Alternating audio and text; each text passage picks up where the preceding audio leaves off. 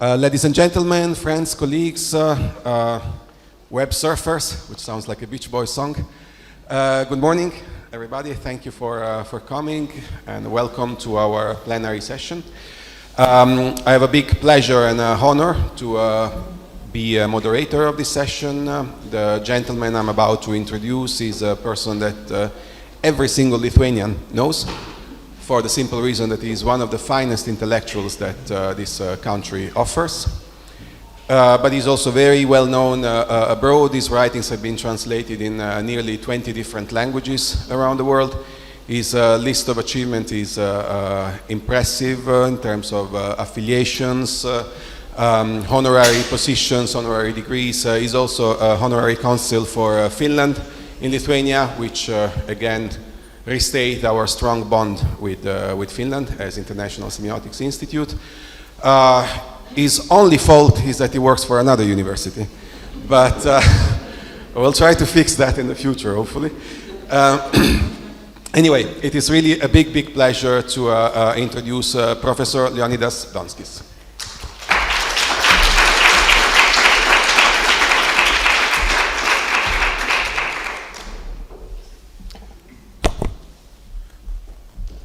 Thank you very much indeed, Dario. I couldn't expect anything, brighter and, more rewarding and more obliging. Very good morning to you, my dear colleagues, and I feel quite honored to have this occasion to talk to you and trying to share some insights into the humanities, or just trying to put it in the way that Professor Dario Martinelli has suggested, the Numanities, the new humanities. I decided just to map the territory which I call European stories, European narratives, and narrative strategies. And at the same time, it provides an opportunity to say something about the humanities in the historical sense. I will be quite historically minded this morning because I would like to offer my horizon and my context, the way I would like to interpret what happened to the humanities in the modern times. Sometimes, we make jokes about how we interpret or misinterpret something. And we know that the history of Europe and the history of humanity in general is full of misinterpretations, or sometimes unintended consequences or unintended discoveries. Something that Umberto Eco described as serendipities, which happens to humanity, that they don't intend to do something and yet this happens. Like it was with Amerigo Vespucci and Columbus with America. They were to explore the finest and shortest route to India. Instead, they discovered America. And the same happens in the area of knowledge, that people don't try to explore or reveal something, yet it comes. And there was a joke, I think that was a joke in the late 1980s when the Soviet Union was moving towards its liberalization under Gorbachev. That was in the late 80s, and Lithuania was on its way to independence. That was in the air, that was clearly floating in the air.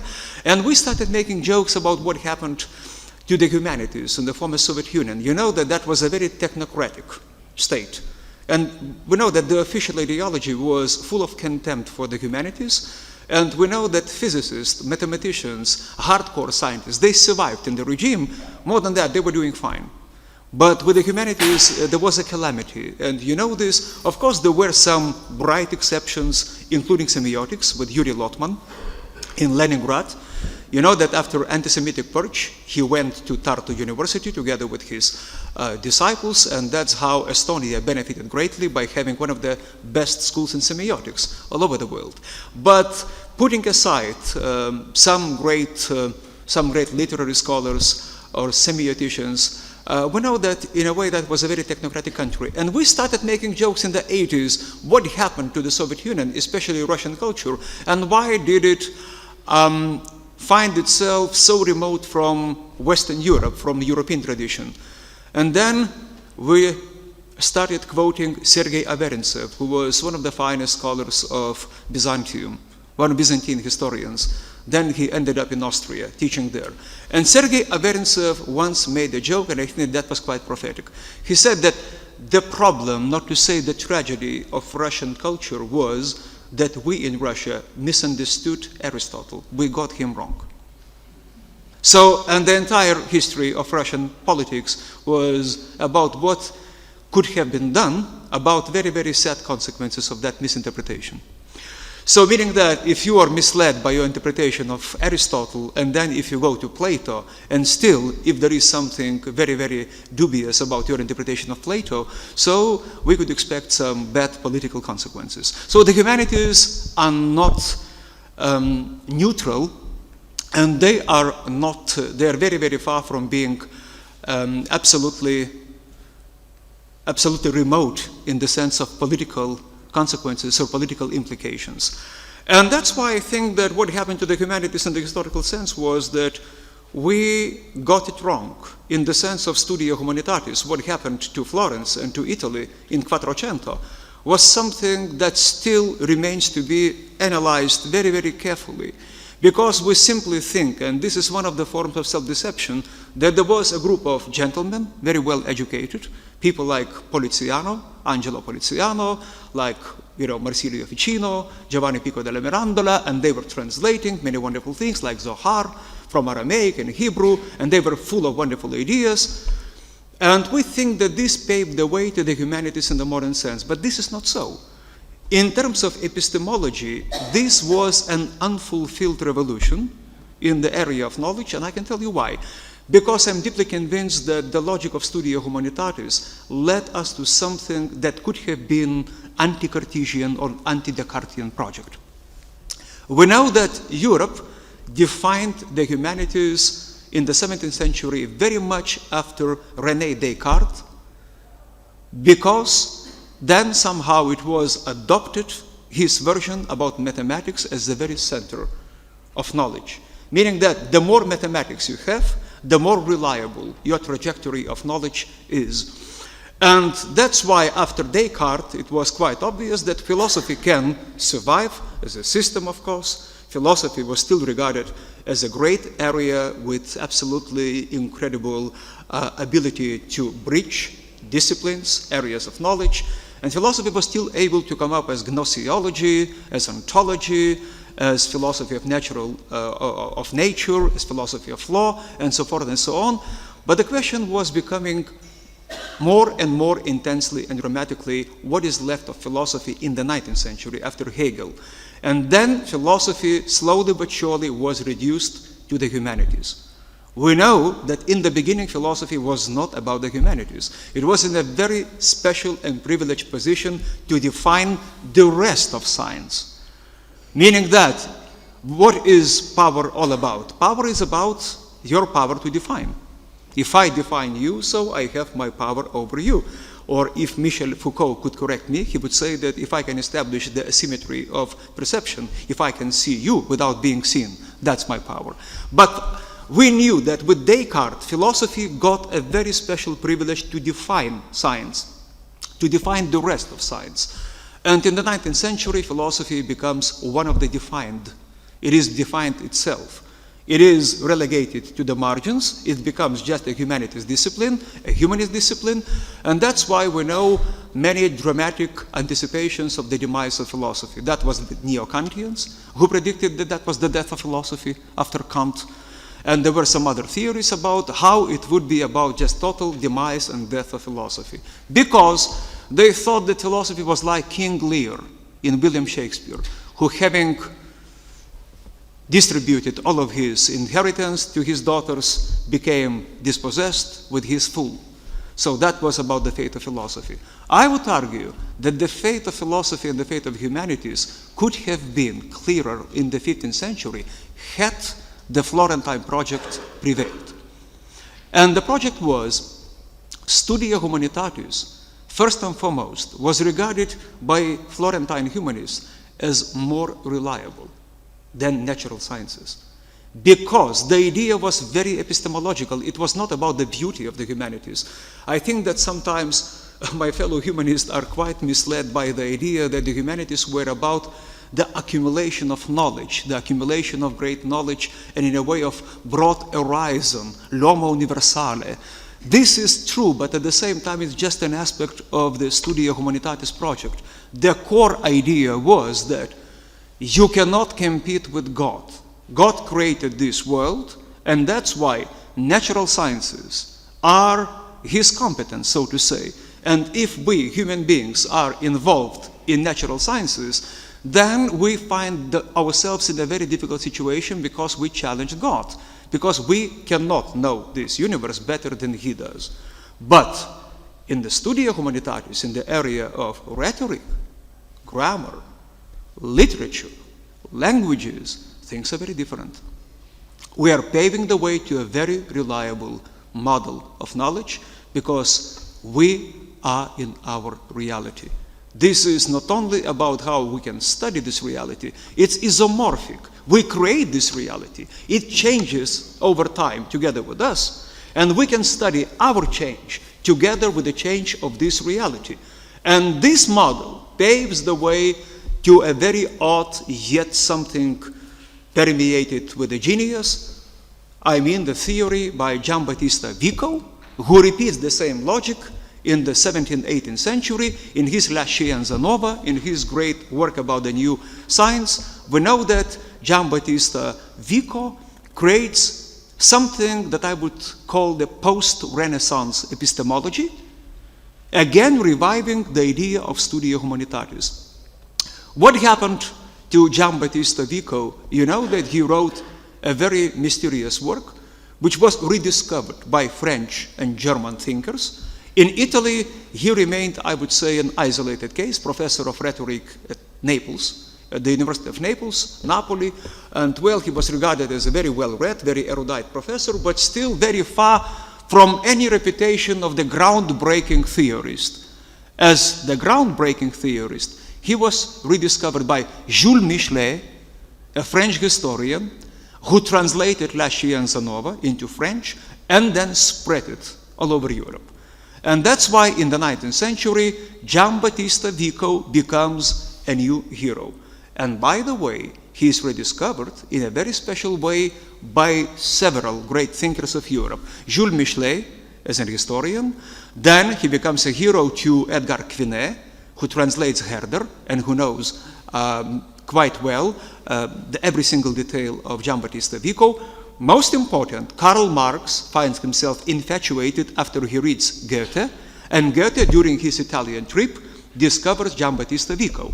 More than that, we know that the father of sociology, Auguste Comte, almost falls in love with Giambattista Vico. And the question would be, what Giambattista Vico's project was about?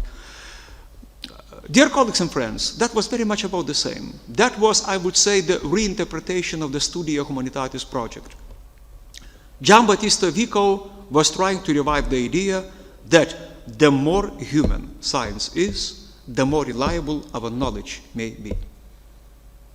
Because we cannot control our knowledge, which is behind our human experience. What is trustworthy then? What is that something that we can trust? The language, the metaphor, the figures of speech. That's why if you analyze Homer or Virgil or Ovid, so then it's obvious you can trace the language and the metaphor back to those times that you can describe as the age of gods or the age of heroes or the age of humans. That's the triangle. We know that, this Trinitarian model, that there are three stages in history. It has been adopted by the 19th century thinkers, very much by Auguste Comte, by Karl Marx, and then you just named them, Oswald Spengler, Arnold Toynbee. All Trinitarian thinkers adopt this Trinitarian model after Giambattista Vico. But not only the triangle, not only the Trinitarian concept, but the idea is, if you want to catch the very essence of the epoch, you have to trace it back to the language, the way the language is organized. So that's why if the language is not technical, it is not tinged with a philosophy, with a philosophical inquiry or logic, if the language is still poetic, that's about the childhood of humanity. We know this metaphor, that classical antiquity or ancient Greece is the childhood of humanity. Who said this? Marx did. Whom he was repeating? Vico. As simple as that. I was making jokes, and I think that this audience, my fellow humanists, are precisely the audience where we can make jokes. In Europe, we use some phrases without being aware who was the first one to put that phrase. Like, for instance, Marxian idea that religion could be about the opium for the people. That's not Marx, that's Maréchal in France, a French atheist, a militant French Enlightenment atheist. The idea that ancient Greece is the childhood of humanity is Vico, that's not Marx. And then we take it for granted that the cult of cruelty is something very modern. No, the phrase was coined by Dante. Dante is the father of the phrase, the cult of cruelty. Then the cult of power, that's Rex Warner, a British humanist who was studying Thucydides. And then Wild Goose Chase, the dream beyond our reach, the Wild Goose Chase. Shakespeare, Mercutio, telling this to Romeo, that chasing after your girls is like wild goose chase. So meaning that every phrase has its history, and the same with the childhood of humanity. Vico describes Homer as the childhood of humanity precisely because the language is not tinged as yet with the spirit of technical inquiry. It's not as yet about law, politics. It's more about the beauty of the language, the metaphoric way of rendering it, and that's why the language has its history, according to Vico. If so, if we trace the language of the history of the language, then we trace the history of metaphors, metonymies, oxymorons, the figures of speech, and we realize that this mythological substance or mythological nucleus in the age of gods then is taken over or is substituted by the age of heroes. Again, the mythology and poetry becomes different, and finally, all in all, the time of philosophy and scientific inquiry comes. That's how we have law, rational legislation, we have many, many things, and that's why Vico paves the way to the idea that what we call social sciences are nothing but humanities. You cannot explain political theory or philosophy of law without the humanities, without the language. Without tracing your metaphors or the figure of speech, you can say next to nothing about what we call the social sciences. And more than that, Vico remembers and reinterprets the idea that what is very important is that we create this human world. Studia Humanitatis is a continuation of our pursuit of human reality. So that's why it's more reliable. And you know that the difference between Quattrocento and Vico was that during the Quattrocento, that was more about, I would say, the collapse or the breakup of the medieval pattern of science. After scholastic universities and after the era of specialization, we have the Florentine humanism with the idea of l'homo universale, the spirit of universalism, and so forth and so on. But Vico was consciously opposed to Descartes. Vico thought that Descartes would be a disaster for the humanities, because if you have the model which suggests that you have mathematics at the very, very center, well, that would be something that would relegate the humanities to the margin. By the way, this is what happened to the humanities historically. Sorry to say, but the humanities were relegated to the margins. The best way we can describe the humanities nowadays is that we are somewhere in between science and arts. That's the best way. And still, it takes much political and academic wisdom of our management to understand this. But this happened straight after Descartes, because the idea that you have mathematics and theology in the very, very center, that was nothing but the triumph of the medieval pattern. And by the way, Descartes was quite medieval at this point. So the historical encounter of medievalism and the Renaissance, in the case of Descartes, it ended up with the triumph of medievalism. Because Descartes, you remember, cogito ergo sum was nothing but just another way to put it, dubio ergo sum. And what is dubio all about? My doubt. The doubt is that I doubt, therefore I have some primary move, some primary impulse that comes from God.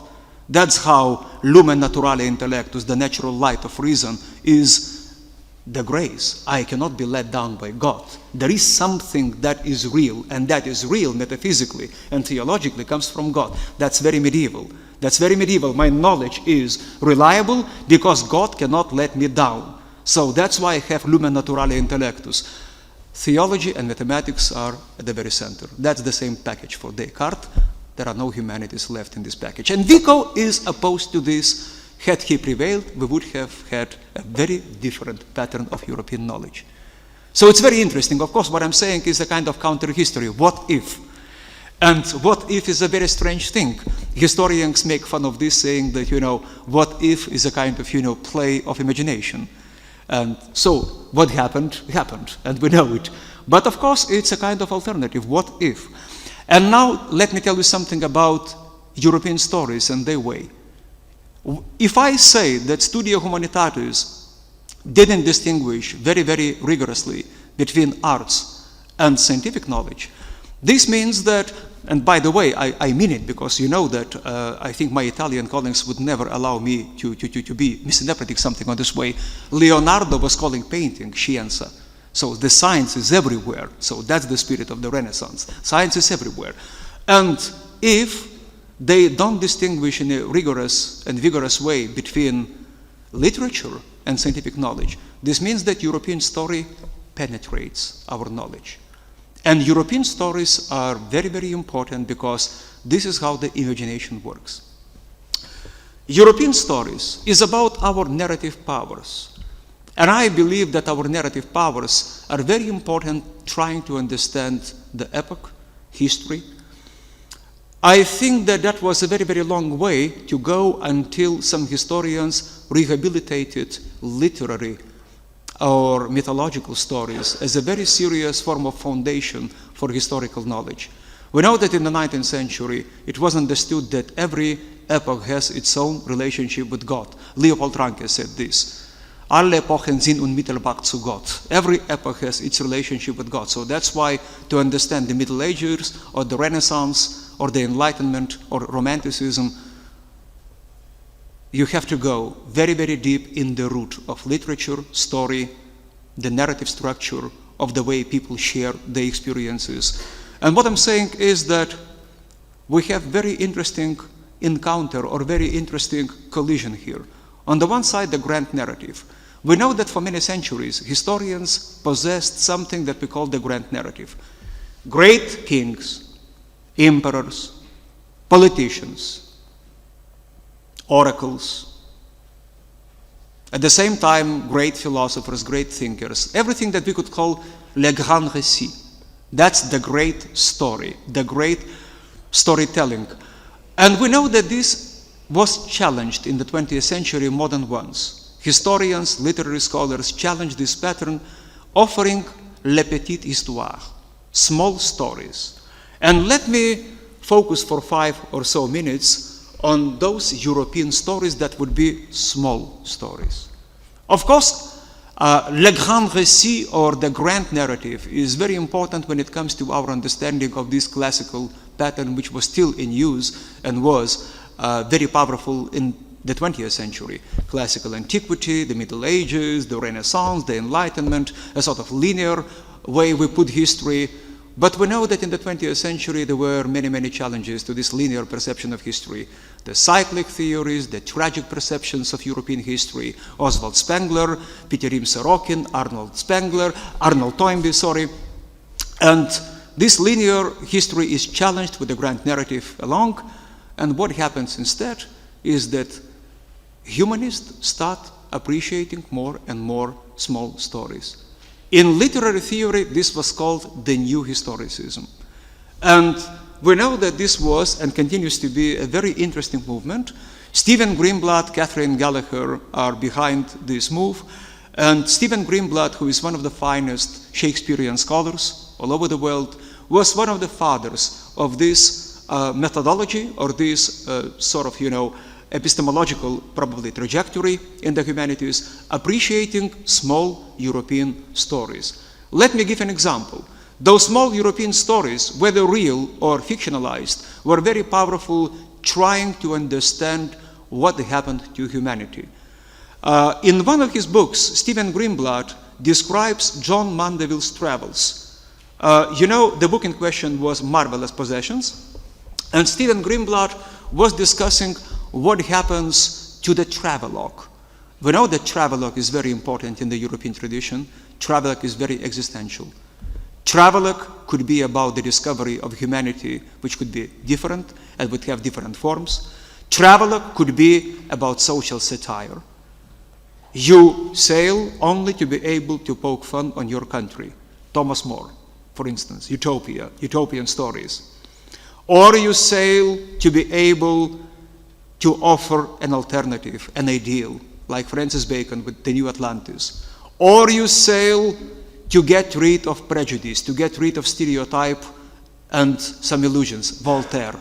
That's the way Voltaire describes his experience in Candide, or the optimism. We know that travel for Voltaire is just the way of getting rid of provincialism, moral provincialism, and getting rid of naivete. So that's why Stephen Greenblatt, describing John Mandeville, asks a question: how can we understand the role of small stories in the history of humanity? And let me tell you something quite enchanting. Two great scholars at this point allow us to understand really much, more than any positivist way of history would allow us to do. And two scholars are, as I told you previously, Stephen Greenblatt, another one would be Carlo Ginzburg. With Stephen Greenblatt, we learn that there was John Mandeville. There was no John Mandeville. That was a fictitious character created by French historians. And the story about John Mandeville, a crusader and traveler, was invented by the French writers. That was an anonymous collective work, translated into English, Italian, Spanish, Portuguese, into all major European languages. John Mandeville, Stephen Greenblatt says, is a perfect example of very strange medieval paradox. He's a crusader, and he describes his adventures in Jerusalem. But then he describes how he reaches China. Well, we know that Marco Polo reached China, so in all probability, John Mandeville's travels was an account written after Marco Polo. So what is surprising that in China, Mandeville talks about the Chinese and Tibetans as dignified people. It's not about a Catholic, a missionary, who would treat them as pagans. There is nothing derogatory. There is nothing bad about the Chinese. He talks about them as different. So that is a very modern way, as if we read a modern anthropological account, although that was written in the 14th century. That is very, very strange, because when we go to Jerusalem, we see another face of John Mandeville. John Mandeville is a crusader who speaks about the Jews with contempt. The Jews make several appearances, and both are related to very sinister projects. Once he's approached by a Jew who says that with the help of very poisonous plant which grows in the island of Borneo, he and his brethren in faith, the Jews, are going to poison the Christian world. That is very dangerous. We know that in 1321 and 1348 there were two epidemics of plague in Europe. In 1348 that was quite devastating, leaving half Europe dead. Half of Europe was dead, and we know that Decameron by Boccaccio testifies to this. Narrative powers and stories, during the plague. So if you write during the epidemic of plague that the Jews are offering a plant which can poison the Christian world, you can simply incite hatred and even pogrom. You can incite, a genocidal practice in Europe. So that was very dangerous. And still, Mandeville pursues this without blinking. He says that the Jews are evil. And this, Stephen Greenblatt asks, leaves us puzzled. How can we reconcile John Mandeville, who is so generous and curious about the Chinese, and who is not lecturing them about Jesus Christ, who is not to convert them into Christianity, and John Mandeville, who is full of contempt for the Jews in Jerusalem? And Stephen Greenblatt says, because it is not about John Mandeville's good or bad qualities. It is about two cultural logics. The first cultural logic is very traditional, and that's the one he applies to the Jews. He is very hierarchical, because that is about very hierarchical, traditional way of perceiving the world, with Jerusalem in its center.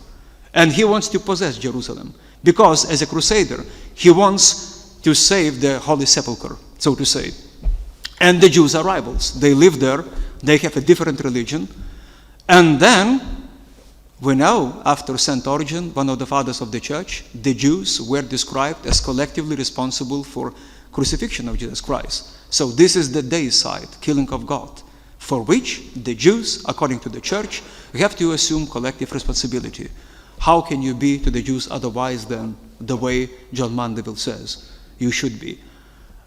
But there is another cultural logic. Stephen Greenblatt says, with the Chinese, he is very modern. He appears as very modern because there is no hierarchy there. It's the idea of difference and equality. And we know that difference and equality are the two code words for modernity. Because tradition is described with hierarchy and due to hierarchy. But modernity is about equality and diversity. If he applies this to China, why not the Jews? Because Stephen Greenblatt says there is no rivalry, there is curiosity. And there is rivalry there.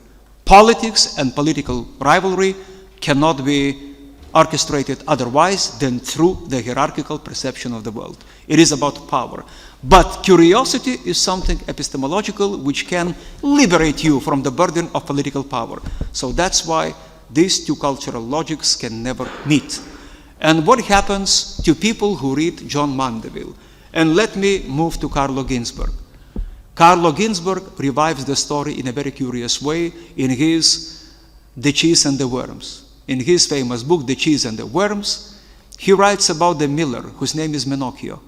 Menocchio is arrested by the Inquisition, and he's interrogated by the Inquisition. For strange reasons, they interrogate him, requiring that he betray his accomplices. And Menocchio says, but I have no accomplices. The only thing I did was I read John Mandeville's travels. Menocchio was burned at the stake, as late as the 16th century. John Mandeville was inciting hatred in one context. He was a liberator and someone for which people could die in another context. This is your European story. That's a power of European story and its context. So that's why I would argue that it's very important to rehabilitate the storytelling nowadays.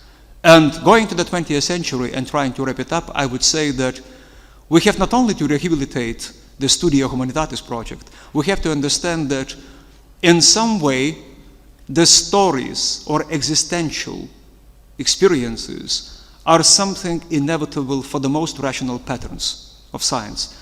Without those stories, we cannot work with the living memory. We cannot work with human recollections. If not European stories, if not the stories and storytelling as such, I think that we would be at great risk of simply living science without any human touch. That would be absolutely isolated and left without human memory and human sensitivity. That would be the way to desensitize science, which would be quite dangerous, we know it. So that's why stories are important, because they increase our powers of empathy. We can empathize with people. I would ask what happened to us if the 20th century would never have produced Primo Levi. If the 20th century would never have produced writers who described the Holocaust. I'm wondering whether historians or political scientists and commentators, on the one hand, or writers, made it possible for us to understand the horrors of totalitarianism. I would argue that the writers, if not George Orwell, if not Evgeny Zamyatin, if not Aldous Huxley, if not some other great writers, we would be at risk of misinterpreting and misunderstanding human experiences. But the same applies to stories, like Primo Levi, like Elie Wiesel, like Balys Sruoga in Lithuania. Some stories which allow you to empathize with the humanity. I think this is very important, and this has been understood by people who are worried about sensitivity and insensitivity of humanity. Let me end with one bright example, and the example would be Martin Buber. You know, a Jewish philosopher, but still a person who was not sufficiently understood in Israel, where he lived, but the same applies to some other countries where he spent some of his time. Martin Buber was an Austrian Jewish thinker. He was born in Austria, he lived in Germany, and he was very much in, I would say, in the context of West European Jews. But what was interesting about him, that he extended this horizon by consciously including Eastern Europe. We know that prior to the Second World War, there was much contempt on the Jewish side for what they called Ostjuden. They thought that East European Jews were uneducated, poor, quite backward. And Martin Buber consciously took on this by trying to understand the spirit of Hasids in Galicia, Ukraine, Belarus, Poland. He started studying East European experiences, so he got deeper and deeper into Ostjuden. We know that he spent some of his time in Lemberg, which is called Lviv nowadays, or Lvov. We know that he spoke Russian and Ukrainian because he had his grandfather in Lviv or Lemberg, and he spent some summer vacations there. We know that after the Second World War, he showed the great power of empathy because he was a Zionist, but he was a maverick. He argued for the Jewish state created together with Arabs, for the Palestinian Jewish state, Jews and Arabs, both nations included. He was a maverick in the sense that he believed that his actions should have supported the concepts he lived by. He deeply believed that it was very, very important to revive dialogue. And we know that in his famous work, Ich und Du, I and Thou, he revives a story and a dialogue. That's the philosophy with a plot. That's the philosophy with a human dialogue. That's the philosophy with a metaphor, with a metonymy, with all necessary figures of speech. Why? Because Buber tried very hard to revive sensitivity. He believed that the more distant we become from humanity, the more sophisticated we can become in our methodological or theoretical undertakings. But this would say anything about our ability to empathize with people, to stand in someone else's shoes. And Buber raises a question: how to stand in the shoes of the Arab? How to stand in the shoes of an East European Jew who is despised by both sides, their own anti-Semites and West European Jews? How to stand in the shoes of those who are simply lost in translation? How to empathize with the people? Through the story. We know that he tried both ways. He got close to these people. We know that in Israel there is a practice of naturalizing people who come, Olim Hadashim, they are called this way if I'm still correct. They have the Ulpan system. The Ulpan is a special educational camp where people learn Hebrew, learn Israeli history. They have volunteers who work with them. Martin Buber started going to those Ulpans just to talk to people. He was convinced that an emigration is a trauma. He was convinced that people who leave their countries are traumatized. He was convinced that no matter how beautiful the rhetoric about the state and the homeland is, people are traumatized when they are uprooted. And that's why he wanted to talk to them. When he went to Chicago, and this is what I was told by my friend and mentor, Robert Ginsburg, an American philosopher, he was there and people expected to listen to a prophet. And he just asked, who of you have problems? One person raised his hand saying that I do. He went to that person and spent half an hour talking to him. Only then he was on stage, back, able to start a lecture. So that was his psychological touch. But at the same time, he was trying to restore our sensitivity through dialogues and stories. This, ladies and gentlemen, would give me a chance to wrap it up and conclude by saying that the Numanities or the new humanities could be tinged with practice, because we not only use metaphors, the language and I would say narrative power to be able to deal with our experience. We do this trying to stand in someone else's shoes and to empathize with another human individuals. So that's why it is twofold strategy. On the one side, you are able to render your own experience. On the other side, you're able to understand someone else. So that's why it works both ways. The new humanities could be about how to understand what is existential, how to understand what is isomorphic, how reality, which is changing all the time, can correspond with us, volatile, fragile, vulnerable human beings. Thank you.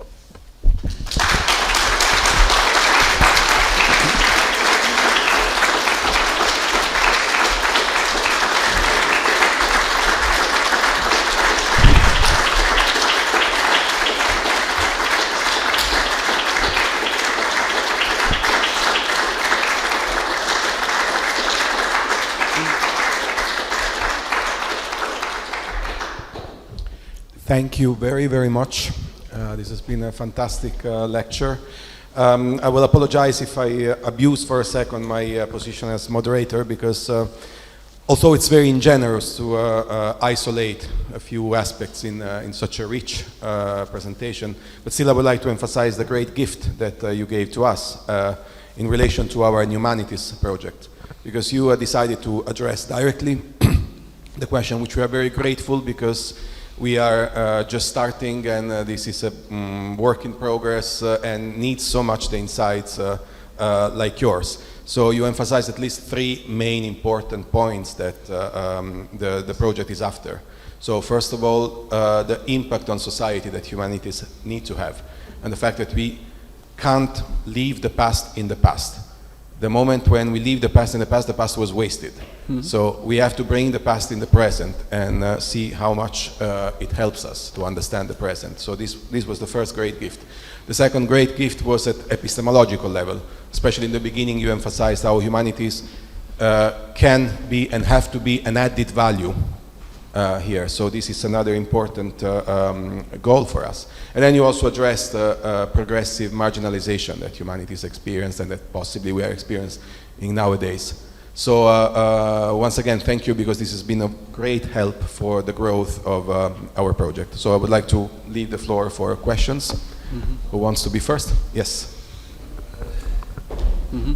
Well, thank you very much for your lecture. I was quite impressed, and congratulations. Well, I would like to just ask your opinion about some points. One point is about emotion, because when you are thinking about empathy, about all this way to see humanities as a form of empathy, you are talking about emotion. Mm-hmm. In a way, emotion were studied by philosophers, of course, from the humanists, where the humanists talked about love, about God. They were talking about emotion in a way. And in another, but there was a stream in philosophy in which emotions were taken as passions, as irrational phenomena. That was Cartesian, for example, point of view. And you have exceptions, like Spinoza. Spinoza, for example, was a marvelous exception in this way, to consider emotion as a pathway to humanities. And so, well, considering emotion, we can say, that's my point of view, that we can be pessimistic in a way, because pessimism, not to be optimism, has to do with empathy, and so you can solve problems thinking about it. I just wanted to put this question, if you agree or not. Thanks very much.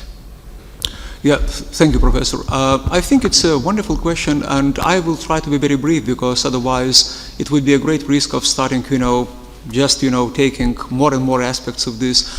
I would say some people understood quite well that when you talk about emotions and empathy, it requires a special genre and a special storytelling. And I couldn't agree more with you. Some philosophers were quite attentive to emotions, needless to say, Renaissance thinkers, first and foremost. But then we know that some philosophers, they gave really much attention to emotions, trying to understand their nature, and Spinoza and David Hume and others. But I would give an example of Voltaire vis-à-vis Leibniz, because that was about optimism and pessimism, and that was very interesting, because we know that the father of philosophical optimism is Leibniz, because Leibniz in his Theodicy, he was convinced that we live in the world which for human beings are the best possible world. And he believed in harmonia praestabilita. He believed that, it's not a sort of, perfect harmony, but still there is something predetermined by God, and that's why that's harmonia praestabilita, which makes this world, no matter how imperfect, the better place as any other place. And we know what happens when Voltaire simply puts it aside. Well, let me tell you, I think we would agree that Voltaire, no matter how much we love him, was not a peer to Leibniz as a philosopher, of course. Leibniz was, Leibniz, and Voltaire was more of a writer. But still, he was sophisticated enough to pretend, or to at least to undertake a form of philosophical debate. He declined this, and he undertook a poem after the Lisbon disaster, after the Lisbon earthquake. We know that he wrote his famous poem about the earthquake in Lisbon. And then there was a question, how can you talk about this best of all possible worlds when absolutely innocent people could be smashed by the wave? And we know that in 1755, after the Lisbon earthquake, that was a problem about God's grace. Because how can you talk about grace if in the city center there is the cathedral? This is the All Saints' Day, the 1st of November. People are at prayer. And there is the earthquake, and then the tidal wave smashes it. It simply washes away. And who is left? People on the hills. Who are on the hills? The brothels. The brothels and people who drink wine and have some time with courtesans, okay? They survive. How after this, says Voltaire, and then David Hume repeats him, how can you talk about theology and God's grace? And that was a question. And Voltaire, trying to oppose him, he writes Candide. Meaning that literature can come into existence when you talk about emotions. And you are in the position that you have to choose either to pursue this in the philosophical form or to go for another genre. And that's why the genre could come into existence as our idea of emotions and how to render them. Yeah. So after Professor Katerina from Bologna University, we have Professor Bankov from New Bulgarian University. Thank you very much. Dear Professor Donskis, it was a real enjoyment to listen to your lecture. It's very important for us to keep such, let's say, belief in the role of humanities. What I would like to share with you is that in my work as a professor, I experienced some difficulties to transmit knowledge and, let's say, this humanities training to which I have been subject and I share, but it's kind of difficult to transfer a verbal kind of messages and deep thinking nowadays, and I see that this understanding of the other and empathy seems that with the advent of this social media and the new forms of communication comes much more through a non-verbal messages, through videos, through, I mean, when the world, the journalists can write a lot of things about the crises, but when an image comes of a dead child or some video which shows the real suffering, this provokes nowadays the, this effect of walking in the shoes of the other rather than our verbal ways to express and philosophical and humanity in the style of humanities. So I would like to share just this with you. Yes, I agree, but very briefly I would say that I endorse your view. I do agree, and I think it's very difficult because, well, we live in a time when, on the one side, it's a kind of hyper communication, which makes it easier for young people to go to social networks, to be on the Facebook and in other places when they can get some immediate answers, no matter how imperfect and superficial, but these are very, very quick answers to some questions. And this undermines, I would say, our slow food. This is slow academic food because you don't have to be very quick, you don't have to be engaged in junk food. And if you are a humanist, you appreciate every procedure. You appreciate things like doubt, like the debate, you know. You are not rushing to very quick results. And we live in an age which appreciates junk food, something that, you know, renders everything with such a speed that, and it's not good, of course, and this leaves us with a very serious choice, and very difficult choice. Either you have to be as efficient and quick as a journalist, or you have to try to find another way to put it. But if you don't use any social networks or graphic images or videos, you are at the peril of, you know, being turned down by the students who appreciate this kind of stuff. Yeah, it's a very, very difficult thing, and that's why I would say that probably, I wouldn't be pessimistic, I would say that it's not for the first time probably in modern history that humanists are left with these difficult choices. I would say that there were times when very profound humanists were able to act as journalists or as polemicists. Sometimes it's very important to become, I would say, a polemicist or a public speaker or a public writer. not to give it up, not to give up the public domain, not to give up intellectual space, so to say. Sometimes it's important. One of the most brilliant examples, in my eyes, was Umberto Eco of doing this. On the one side, a very sophisticated scholar, a great erudite, and at the same time, a very smart journalist who was able, to keep any kind of discussion with anyone, with any magazine, with any journal. This is very much in tune with the French tradition, of course, and at the École Normale, they train people to be efficient in the public domain. But I believe that that's one of the ways to keep humanities going.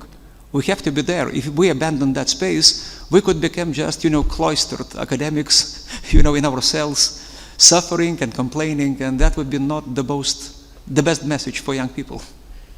Yeah. Right, thank you, and we will have one last question from Dr. Aline Olteanu from University of Roehampton, but not for long. Yeah. Thank you very much, Dario.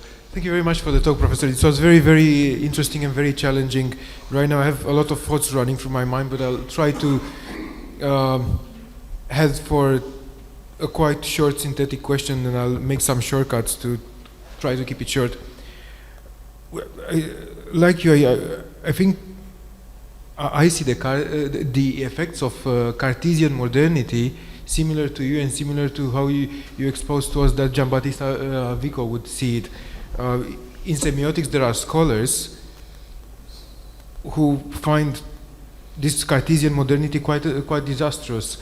But this not because in Descartes a certain medievalism triumphed, but almost on the contrary. That Renaissantist and the Renaissantist attitude triumphed. Descartes left aside the realism and the relational logic that the scholastics were developing, and yes, perhaps he inherited a certain kind of medievalism, Ockhamism, and it is this kind of modernity actually, which has its roots there, that I don't find at all liberating. Modernity was an age of atrocities and intolerance, absolutely, backed up by horrific ideologies. And I liked very much the example with which you ended, with Martin Buber. Well, Martin Buber was not a modernist at all, in my opinion. He, like we've seen clearly in one of his most loyal followers, Emmanuel Levinas, afterwards, he completely dismissed ideology. In his idea of I-thou, there is no ideological obstruction between me and the other, whoever the other might be, as you said very well, the Palestinian, and so on. So, where I'm heading with this, if I understood you correctly, you did present a quite liberating, humanistic version of modernity that maybe was rediscovered with Enlightenment, or I'm not entirely sure. But yeah, sorry, long story short, how do we look at all the atrocities of modernity? Well, absolutely. So I think that one of my favorite thinkers and my beloved friend, Zygmunt Bauman, with whom I wrote my 2 books, and so he tried to address this issue in Modernity and the Holocaust. And Bauman challenged the idea that in a way that the Holocaust or the Second World War was a kind of unpleasant aberration, that modernity was going well, and all of a sudden we had some atrocities. No, he said that that was a logical consequence of rationality, on modernity based on rationalism. And the idea was that they rendered the Nazis were trying to classify the world very much in accordance with the rules of the game, so to say. They were very rational in so many ways. And by the way, the same applies to the Bolshevism, because they thought that they were true heirs to the Enlightenment.